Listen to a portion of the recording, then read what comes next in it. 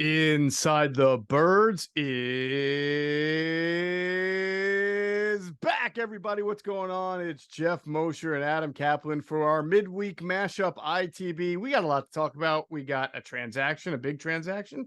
We got some injuries to get through and a little bit of a Washington recap, and then we'll look ahead to the Rams. But of course, we'll do the Rams preview on Friday podcast, and just a ton of content this week. Not only Inside the Birds, but today you'll have a new gun on one, which is a really fascinating one. Sat down and talked to Corey Simon, former Eagles first round pick, defensive tackle, who is now a state senator, Adam, in the state of Florida, Republican state senator. And I'll tell you this, I'll be the first person to admit I don't really get into politics much because I think a lot of politicians on either side of the aisle are clowns. Corey Simon was really awesome. It was a great interview with Gunnar and Corey. They did not get into policy. They're not talking about his platform. It's about his career going from a football player to a politician, how it became to be. But his view on being someone who in a locker room tried to bring people together, and now as a politician wants to bring people together from different sides, different walks of life, different cultures, was very refreshing to hear from someone in politics. And his whole story is fantastic. I don't know if you got to know Corey much. I didn't, because he was leaving when I was coming. I always heard really cool things about him. Derek Gunn spoke highly of him, and he comes off so authentic in the interview. It's a really fascinating interview. Yeah, he seemed to be a down-to-earth guy. I do remember that part, but when it was the locker room, didn't talk. But I wasn't a player that I really talked to much. But that's awesome, because I remember hearing a year or two ago he's a politician. I'm like, Corey Simon is really okay. That's interesting. Yeah. Now he never played with Trey. Did he play with Trey Thomas? He did. Trey he did. Yeah. He has a really cool story that I think will change some people's perceptions of how he left the Eagles. Remember, he was given the franchise tag. This is really early in the franchise tag generation, right? This has got to be 2005, 2004. I don't know. I forget. It was before that, but I don't remember it ending well for him. Didn't he go to the Colts? Yes. So he asked them to he didn't sign the franchise tag. Yeah. Which back then I think was pretty rare. That's with the franchise tag was I'll tell you right now, it was 2005. Yeah. He didn't sign the franchise tag. And so they withdrew it eventually, and he went and signed with the Colts. And I think people thought, well, he probably left on really bad terms, but not necessarily the case. And a really interesting story about the relationship that he had both with the team, with the players, with Andy Reid, even after he left. And also some very candid admissions from himself on why his career really bottomed out after going to the Colts. So really good stuff. Just really, really good stuff. I wouldn't lie to you guys. I promise you, there's no policy here. It's not politics discussion. It's just about his rise to becoming a very unique politician. And it's really cool. I'm curious to see, how he chose that route. And I just remember it wasn't good for the Colts. I remember Bill Polian talking about it. He wasn't in good physical shape, if I recall. Yes, and he talks about that. He went into that. Yeah, good reminder. Okay. Tomorrow, of course, we'll have Inside the Tape with Clay Harbor, Greg Cosell. Those guys have been kicking ass. Numbers are great, loving it. So I'm really happy. Yeah. I think Q&A got some competition now, man. I know. Q&A's phenomenal. They're right up there. And it's the traffic for both those shows is terrific. And the Q&A show is on fire. I heard it Tuesday afternoon. Yeah. They weren't happy with a few things. That's why I'm laughing. I love those guys because they don't hold anything. See, despite being Eagle homer for players, obviously, they're going to call like they see it. See, some players will not when they retire. Like they're too homerish. They're afraid to say. These guys are not, man. They bring it, man. It's awesome. And I like Jason at the end was calling out Micah Parsons. So if you feel like a little anti-Dallas rant, you should stick for the end. So our pregame show will still, you know what? I'm pretty sure it's going to be 10 a.m. unless something changes where we might host the show at a different place. We'll see, but we'll keep everybody in terms. No, it's 10 a.m. to 12 p.m. as of now. Yeah, 10 a.m. to 12 as of now. If it changes, we'll let you know on social media. And of course, the post-game show with Clay Harbor. and us will be right after. So looking really forward to that. And then if you haven't checked it out, our Patreon members, we had a great conversation with Dr. David Chow. He was the head doctor for the Chargers for about 17 years. He now runs a website and a podcast called Sports Injury Central, and his website is sicscore.com. So he kind of went into, people know this guy. He's famous. He's at ProFootball.com on Twitter because he diagnoses injuries through video. I mean, he finds videos of them while they happen in real time, and he's very, very accurate in how he diagnoses them. So we kind of went through some Eagles injuries with him. We went through the way he goes about diagnosing to educate us on how he does that. And he had some stuff that I don't think we knew about, the medical terms for guys like AJ Brown, who had some knee issues. He still has some, knee history. Yeah, well, I explained to him what I knew about why the Titans got rid of him. Why they decided they wanted to extend his contract, but they were so far apart. There's a reason why. And Doc had, I know David, I've known many years. I was not a believer, though, to be honest with you, in the beginning, but I didn't know enough about video analysis. I didn't realize what his job was in addition to treating the players, which is number one.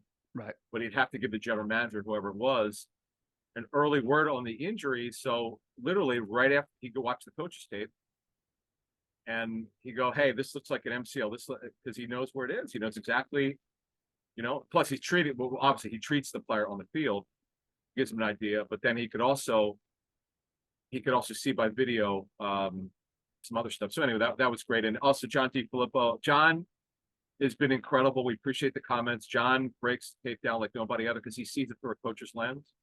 Yep. And he pointed some stuff out. He definitely pointed some stuff out that when Hurts was struggling, what he saw from a coach's lens. And John and I had a long talk earlier this week about developing Wentz in 2016, 2017, some of the challenges there and some of the talks. Pretty interesting. And then I forgot, John did interview Hurts for 15 minutes when he was with the Bears in 2020. 2020, yeah, at the Combine. So we're going to revisit that. We're going to ask John again what some of those questions were. He really discussed it a couple months ago with us.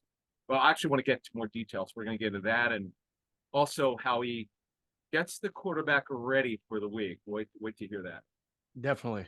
When we also, of course, had a great Ask ITB live stream that was last night for our Patreon members as well. So it's all available on patreon.com/InsideTheBirds. These guys are getting premium content. You can too if you're not a member yet.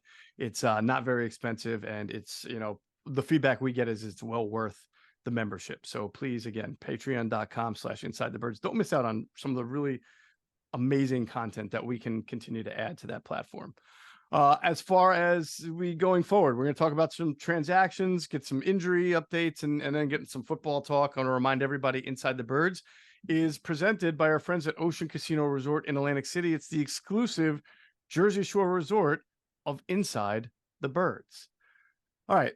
So the Eagles have made some transactions here. The biggest thing is, well, I don't know, it's almost not the biggest thing. They did release Kyron Johnson, outside linebacker, from the practice squad, which to me is they're clearing a space to put somebody else on the practice squad because they're adding someone to the 53, and that's going to be the nickel corner, Bradley Roby, who started off his career with the Broncos, won a Super Bowl with them. I think he's an Ohio State guy, if I'm not mistaken. Has played a lot of nickel corner in his career and was most recently with the Saints. Yeah, this is a move, Adam, real quick. This is a move that you and I, Q&A, other people saying, the Eagles are going to really need a nickel corner. They can't just keep playing Bradbury there full time. 100%. It was the biggest priority for the team. Nothing else matters. They have to get a true nickel. Now, Roby is not always, he started his career as an outside corner. Majority of his career he played outside. Then it's Denver, before he left, started playing nickel. Saints cross-trained him, as I understand it, to do both. He was doing both, then they was strictly inside. So as you said, this is what he'll most likely do. And obviously he could play outside if they need him to. This had to happen now.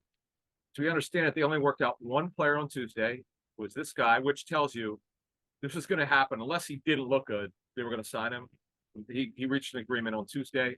He'll be ready for practice later today. And they got 3 practices and a Saturday walkthrough. They fly to LA on Saturday. So, I mean, it's not like he wasn't with the team. He was with the Saints this offseason. He was with them in August. So He looks good. Theoretically, he could play this week. Can't rule it out. See what happens. They'll take a look at him because they'll have to ramp it up and see how he looks once he get into practice. But this had to happen. There's literally no one else out there on the street other than Bryce Callahan, who's played in the Fangio scheme, who's had all sorts of injuries. Mm-hmm. But the guys, as you said, is a Super Bowl winner. I met him, Roby, God, that's how long ago it was. When he won a Super Bowl with Denver, at ESPN, they would always bring the Super Bowl winners up to Bristol. So the Broncos were there, and he was one of the players. And gosh, this is 7 or 8 years ago. But anyway. So yeah, just to clarify though, I think when he started out his career with the Broncos, it was in nickel because they had Aqib Talib and they had Chris Harris on the outside. He went to outside, I think, when he went to Houston, which was in the middle of his career. I think that's when he played more. Well, outside. Harris was a nickel. See, Harris is really a slot corner. Yeah, but not at that point. I don't think he moved to nickel until he was with the chart. I'm pretty sure when they won the Super Bowl that Harris was their outside guy and Roby was inside, but I could be wrong. I might be wrong. Now, when the Eagles talked to Roby, to Harris, though he over-exaggerated what they were looking at. They were looking at just nickel for him. They weren't looking at maybe backup nickel to play outside. Right. Just a jack of all trades type of player. Ironically, Chris Harris is out there, but he's, how old is he? 34, 35.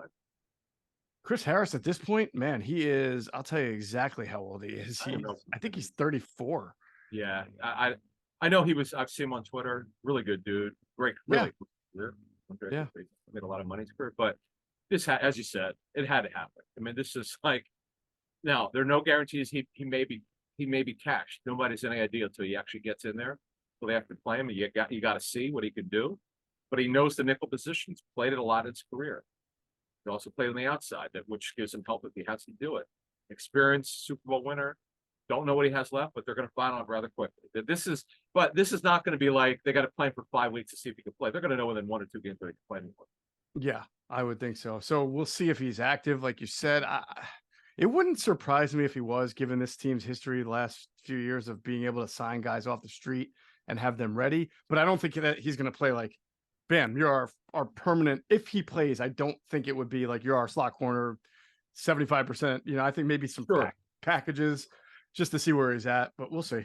But again, he was with the Saints in the preseason, so it's not right. One thing if they cut him in March, then you go, oh, wait a minute, they can't play him this week.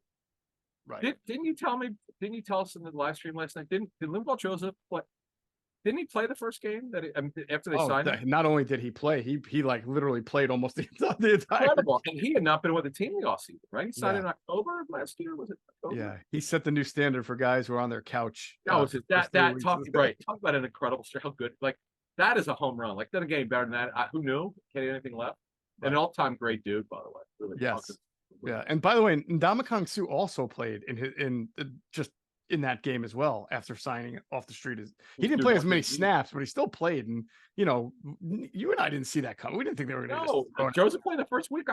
Because Linval was a big dude. I remember seeing the Super Bowl party, one of the biggest human beings I've seen, so long and wide.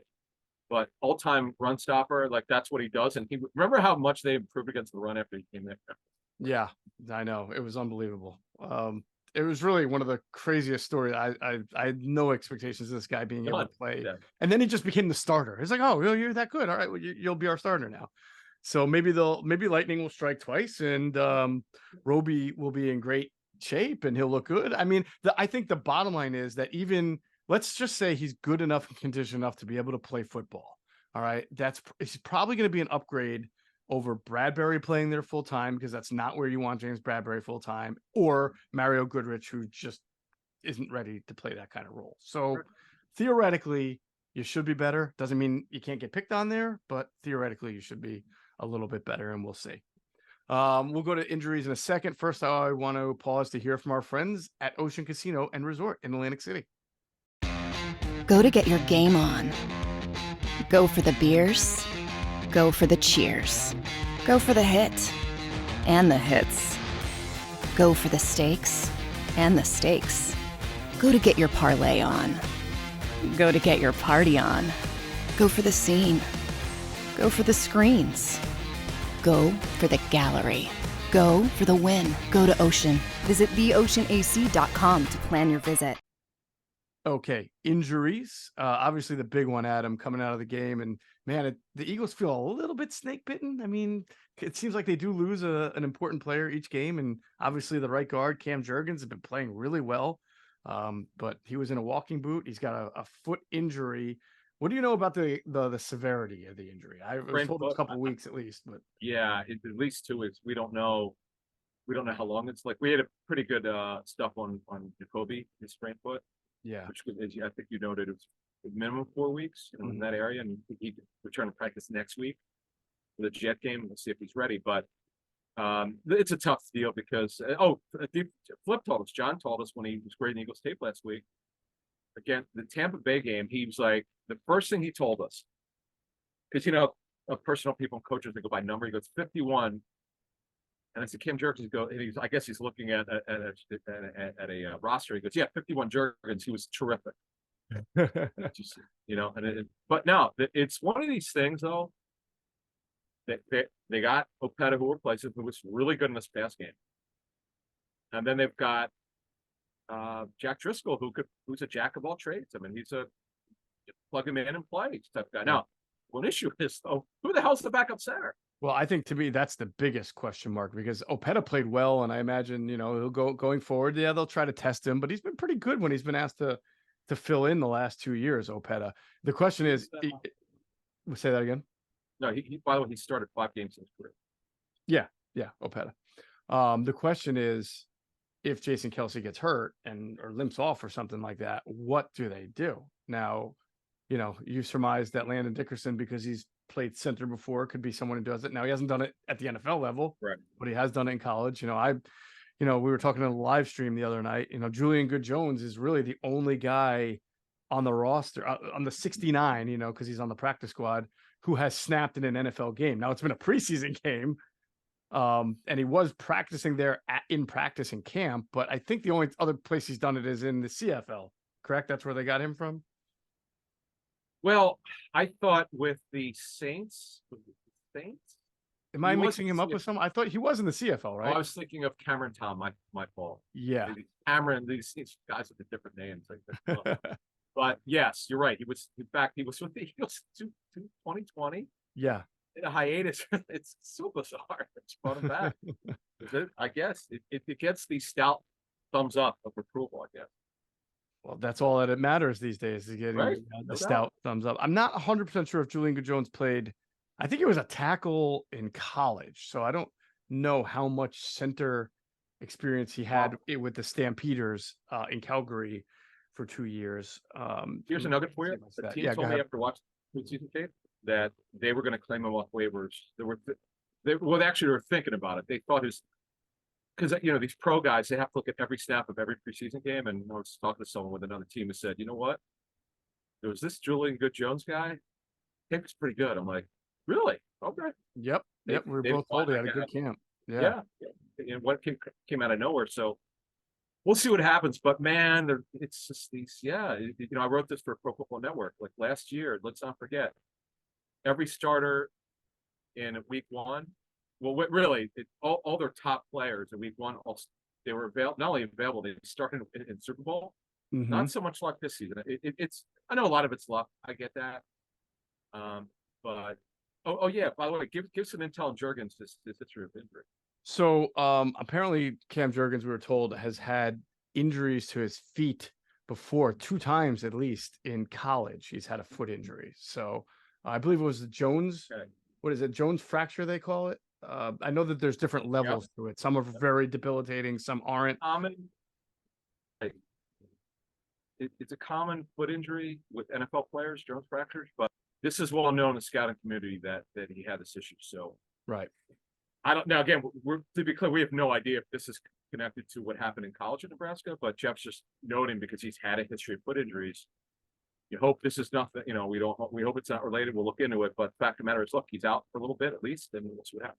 Yeah, the way it was put to me is that we have to remember he was a tight end, so he was smaller, and then he put on a lot of weight when he transferred to offensive line and playing center. And he's gotten bigger even since getting to the NFL. So you see that sometimes your body is handling a different amount of musculature and weight than and that could put a stress on it. we'll have Dr. Chow on later this season for Patreon, and we'll get into that. We're gonna have him break down. Like he broke down Dean, AJ Brown. Who was the other? Vontae Maddox, and then he threw something with Isaac Seumalo in. Yep. He just threw something in about his foot injury from a couple years ago, which might have said Liz Frank. I'm not sure. Well, he wound up playing, but I don't know. He was just throwing around. He knew about it. Well, I think he was saying that some people get scared off by the dreaded Liz Frank label, but there's actually levels to it. Like some have ones that don't keep you out nearly as long as others. And right, the rupture is the bad one. That's the Goose Daily one, the 9 to 12 month one. That's the one that Calvin Austin told me, the Steelers receiver, he had that one, but he came back in less than 6 months. He said that the doctor told him 9 months, and he came back in less than 6, which is hard to do. Pretty amazing. It's amazing how fast guys are coming back from injuries now. And now you got Aaron Rodgers acting like he's going to be ready by week 9. I mean, if you listen to Aaron Rodgers, he's like, "Oh yeah, I'll be back in October." Oh, No, it's October already. A couple weeks. Yeah, you might Zach Wilson can take a job. Just kidding, but Zach Wilson's actually pretty good at it. Anyway. All right. The Britton Covey concussion is obviously something to watch, right? Because it's hard to make it back within a week. The only player this season, I looked into it, I know it's out there that no player has. It's actually not correct. One player's come back from the concussion. Only one. That was Gus Edwards, the Ravens running back, got hurt. You're not allowed to return with a concussion. And he played the next week. They took 3 full practices. So I know there's some question. I remember Devontae Adams did on the Thursday game, but it wound up, it was a head injury, and it wound up not really being concussion.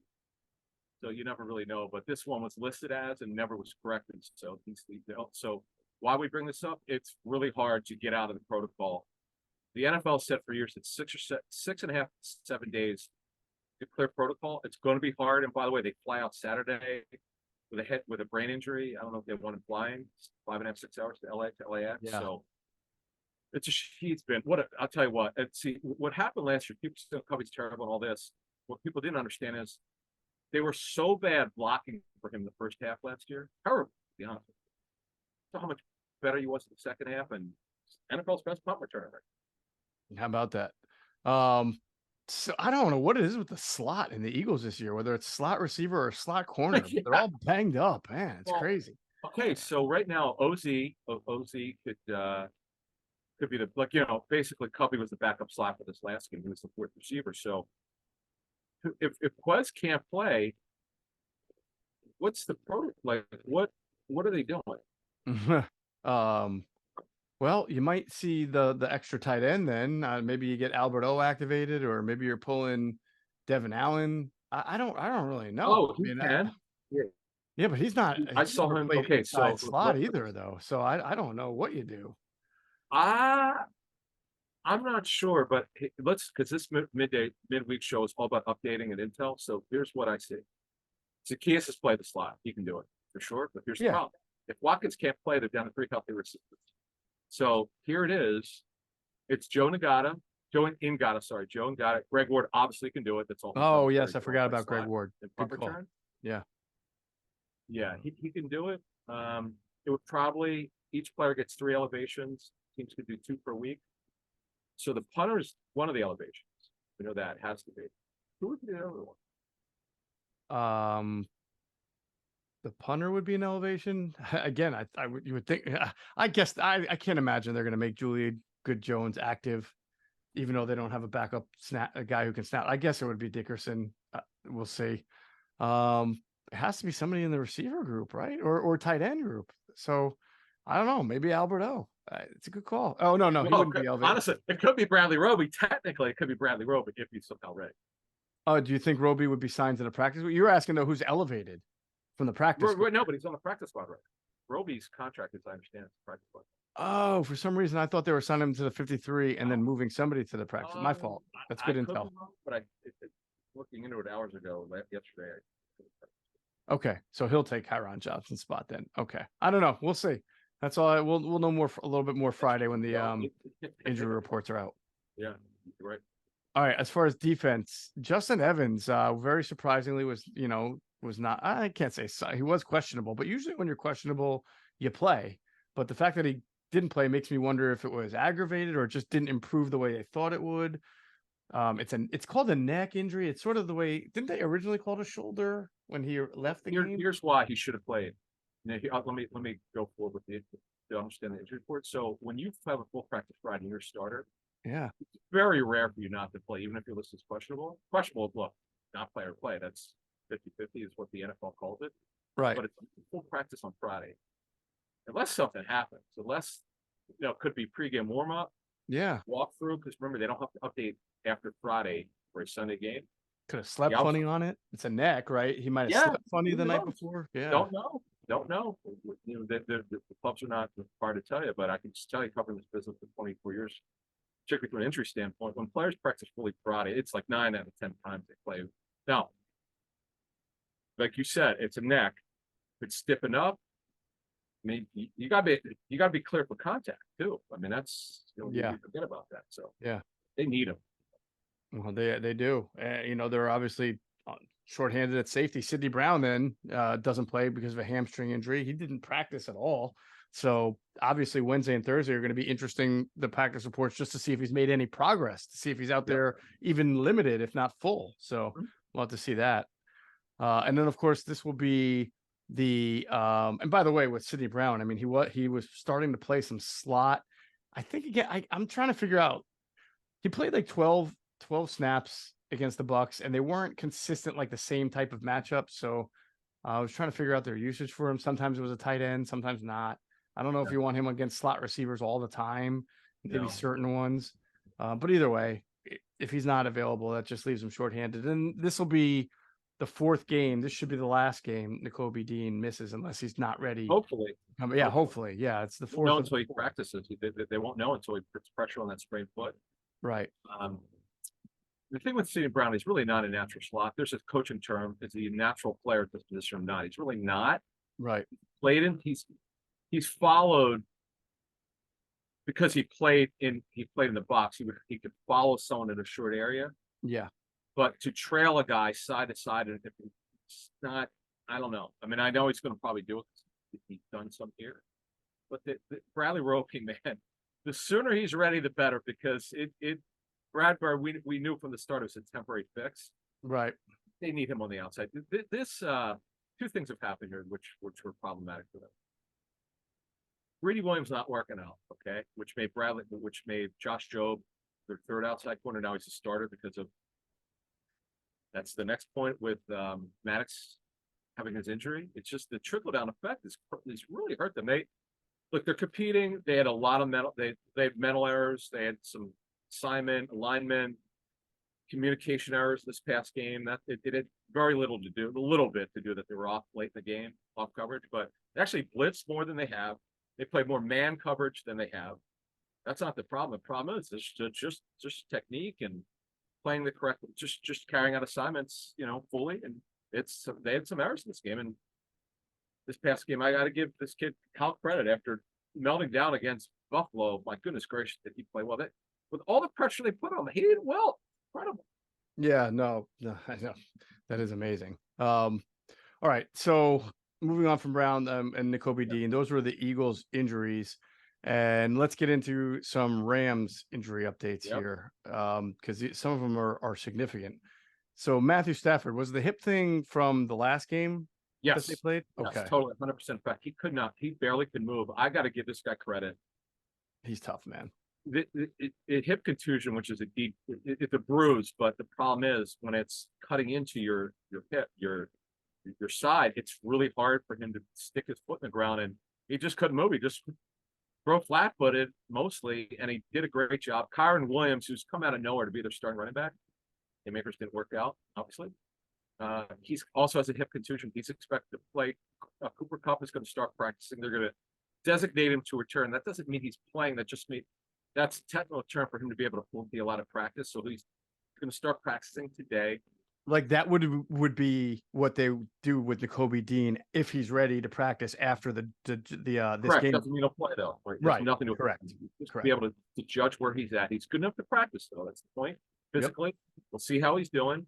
It's a very odd hamstring injury. It's not normal. It's not a typical strain. It's got something else going on. That's why he saw a specialist. Mm-hmm. He's 30 now. You worry about these injuries. Obviously, an unbelievable player. There's a movement player inside. He plays both slots. He also moves. He's a Z. Yeah. Plays slot. He's an incredible football player who dropped to the third round in 2017 because he didn't run well. Every club other than the Rams did well in that one. He might be a Hall of Fame player. You're going to see Puka Nacua. You're going to see Tutu Atwell, who's finally a player. He's a little guy, but he's explosive. Van Jefferson's their shot play guy. If they get Cooper Kupp against this secondary, I'm taking the over. Well, I tell you this, he'll catch about 46-yard passes against the Eagles. He's gonna set a kill record. 15 for 15. What was it? Oh, that was the he's gonna challenge Kittle territory there. He's gonna catch 25 for 20. What over a 2-game span. Or one game it was 15 for 15, but then 2 games it was 20 for 20. Yeah. So and then Tyler Higbee will play with his thumb injury. Now, one of their starting guards, Alaric Jackson, did play with a thigh injury. Kevin Dotson, who the Steelers wanted to get rid of, they made a trade for him. The Rams did. He started last week for Jackson. Yikes. Below average player. We're gonna cover this game on Friday. Like, we're covering it now. I want to get you guys ready, but we'll cover it in depth on Friday. But I'm telling you, the matchups, a lot of them favor the Eagles. The Rams are severely overachieving through great coaching. Raheem Morris is phenomenal as a D coordinator. It's been a great story because I remember talking to Rams about this training camp. They made a decision to go with a lot of young players just to evaluate. They cleared out a lot of cap space, traded Jalen Ramsey to the Dolphins, and that was a great win against the Colts. I didn't see that coming. That was a great win, and they're hanging in there. I can't wait to see what we're going to talk. I can't wait to preview the show next Friday. Because the Eagles are going to have some fun in this game now, but we're going to see how the Eagles secondary also handles. Yes, we are. All right. We're going to give you some final thoughts from the Commanders-Eagles game. First, I want to remind everybody to check out our friends at phlsportsnation.com. They're enhancing the fans' experience with their coverage of all Philadelphia sports teams. For the fan, by the fan is their motto. So make sure you check them out at phlsportsnation.com and on Twitter at phlsportsnation. Let's pause and hear a word from our other great friends at Sky Motor Cars. Sky Motor Cars in Westchester is a different sort of dealership. All it takes is one look at their Highline pre-owned vehicles that people all over the country want and need.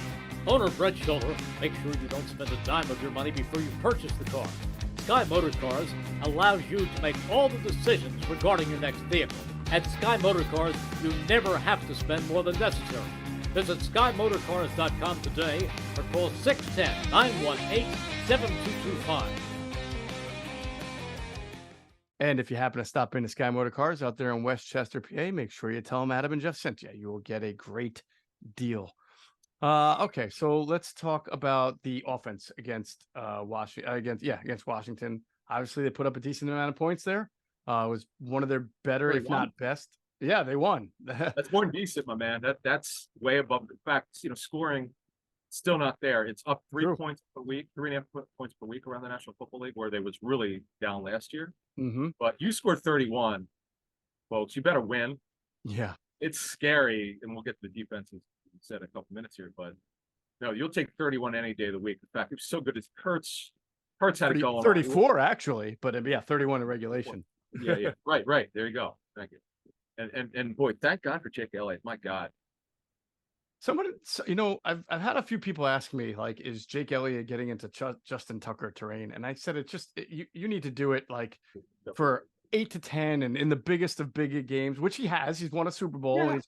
And so I'm not saying he's like really far away from it, but he's certainly after Justin Tucker. If you're having a conversation about the second best kicker in the league, Jake Elliott's got to be in the conversation about it. He is. Tucker's going to be a Hall of Famer, so he's definitely not there. But Bucker's good. Harrison Bucker, who's hurt last year with a high ankle sprain. Yeah, he's good. He's really good. He's got a cannon. Really, when you look at it's so funny, we never talk about kickers, but isn't the kid from Atlanta really, really good too? I don't know if he's Young White Koo. Yeah, he's good. But what Jake has done really since this group came in, this is his second straight year. This is his third year of really kicking ass. And this year, he had another 261-yard kicks in his career. The famous one. We'll ask Flip when we do our next show, John, what he thought of that 61-yard. Did he think it was going to go in against the Giants? But I want to ask him, what the hell were they thinking when they went for it on their own, whatever it was? 4th and 8. Right. In the analytics, Doug said the analytics told him to go for it. I want to know what his thoughts were. That's a I great. just want to be honest with John. You got to be honest. Come on, that was ridiculous. Then ask him what his thoughts were after the Giants drove down to the 1 after they missed the 4th inning. Oh man, yeah, because John's so great because he told us when they flew back after Wentz towards ACL, kind of what he said they were tear shed basically. Yeah. So Of course. you know, Yeah, you they thought their just- season was over.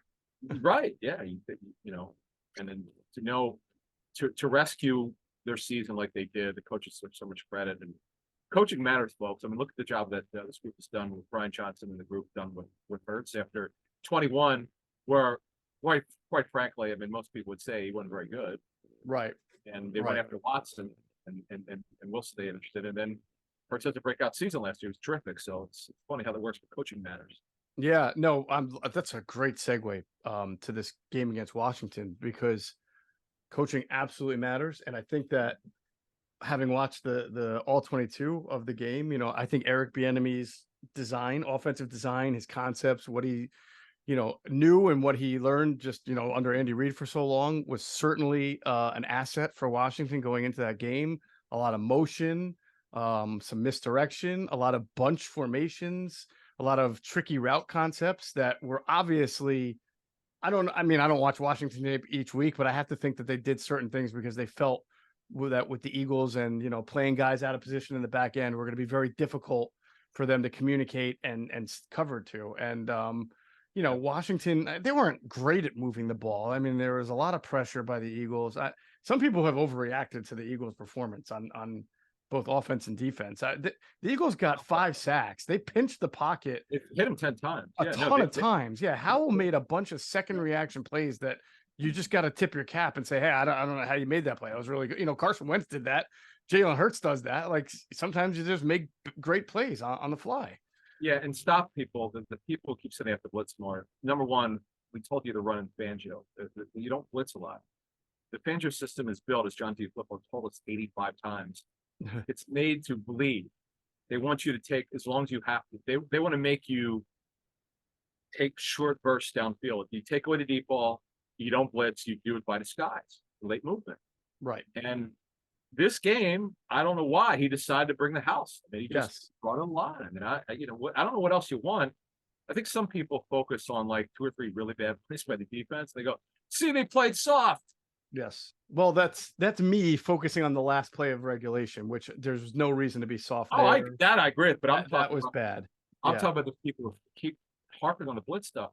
The very fact that folks are watching the show, you're pretty smart. When you want to learn something, you probably know the game pretty well. But understand, you just don't. And Flip, John told us flat out that it's built to make you bleed, to make you impatient, to make a dumb mistake. That's just and the cream on the top was last year, obviously with 70 sacks. I mean, that's just unheard of. Yeah. But the side's done a nice job. Like the mistakes that were made, they got to help the guys because they're playing shorthand on the back end. He's just got to help them. I mean, you can't do everything you want. Got to help them. Yeah. I thought like on the game for Washington on their game tying touchdown drive, they had Howell 3rd down just flushed out of the pocket and nowhere to go, and he literally just flings it sort of across his body to Antonio Gibson, who's just standing there from a scramble drill, right? And 1st down. And I had a real tough time finding fault with what the Eagles did conceptually, coverage. It just happened. Scramble drills are hard, right? But then 3 plays later, they flush him out of the pocket again. He's running towards the left sideline, and Terrell Edmonds puts an unnecessarily late hit on him, and then that enables them to move the chains and get a touchdown. That's killer. 11 penalties. It's just unacceptable. I don't care how much some ticky-tack. You know what? The other team didn't do it as badly. You can't have that. Right. They can't afford it. They're just not good enough to overcome a lot of that stuff. When they play the better opponents, everybody knows schedule help. The gauntlet starts in week 7 against Miami. Yeah. Like it's going to get harder, and you got to get Roby up to speed. And this game was good in that, okay, they saw some of their issues. The enemy did a phenomenal job. He used that. You nailed it. They used everything, because the way coaches put game plans together, they do things they know that are going to work because they saw the team struggle with it. Right. You're playing a guy, a non-natural slide inside like Bradbury. You're playing Job, who shouldn't be starting. It was a great story of development as an undrafted free agent, but so what? He shouldn't be starting. But he has to start. You're good at certain things. He's a very physical man, cover corner. You play him off coverage, he's just not good at it. So they got problems, but so far so good. They are 4-0, one of only 2 teams. Let's not forget, folks. I'm not saying you have to settle for being not as good as you should be or hope to be, but it is what it is. They are still 4-0. Yeah. So if anybody wants a little bit more of a detailed breakdown on InsideTheBirds.com, I did a all 22 review with GIFs and everything that kind of show how Bieniemy used a lot of motion and a lot of bunch formations, like tight 3 receivers, 2 receivers tight to the line of scrimmage to cause confusion at times. By the way, like I'm really just talking about 4 or 5 plays. It's not like Washington was out there swashbuckling. Like they did, like you just said, the quarterback got hit 10 times. He got sacked 5 times. They were under duress a lot. They didn't run the ball very well because if you take the 40 scramble yards away from Washington, they only finished with like 64 or 74 rushing yards. They just, I swear everything we said in the pregame show is true. That Eric Bieniemy was going to be injured. There was going to be a lot of motion, a lot of misdirection, a lot of things to confuse the Eagles on the back end. And B, the Eagles are probably going to dominate the game statistically or for most of it. And then something weird is going to happen. And that weird stuff did happen, like the penalties, the Washington fumbles a ball and then bounce, they recover it in the end zone for a touchdown. So it was an Eagles Washington game. Forgot about that. That is exactly. Yeah, some of the holding, like the defensive holding that they called on Cunningham, I didn't see it. Maybe it was on a different player. I don't know. But weird stuff definitely happened. And Howell, you got to tip your cap to him. He did some good things. By the way, he also missed 4 or 5 throws that really could have made the game even closer. I know, than in fact, timing stuff. But that's why I said it's good, though, because they run a lot of junk at him. That's what McVay does. Mm-hmm. He's all about misdirection. And that you saw the run game. It was outside zone and misdirection because they knew they couldn't run inside. But this is different in that it's pre-snap motion to get indicators. The biggest thing is because you're playing guys out of position. Joe, obviously a guy who shouldn't be starting is starting now. He has to, Joe. And you want to test their communication. I thought Bieniemy did a phenomenal job. I just thought he really got to them. But bad tape is actually good tape because now they know what teams are going to do, and Sy and the staff are going to have to correct it. And we are going to break down that Rams game like nobody else. We'll do it Friday in our next ITB pod, and then of course in our pregame show we'll have it broken down. Adam, myself, Greg Cosell, and Jason Avant, and then the postgame show, me, Adam, and Clay Harbor. It's going to be a blast, and man, the season feels like it's flying by. It's going to be week 5. The end of week 5 before you know it. So that'll do it for this episode of Inside the Birds, the leading podcast in Eagles Intel. As always, we thank you for flying with us inside the Birds.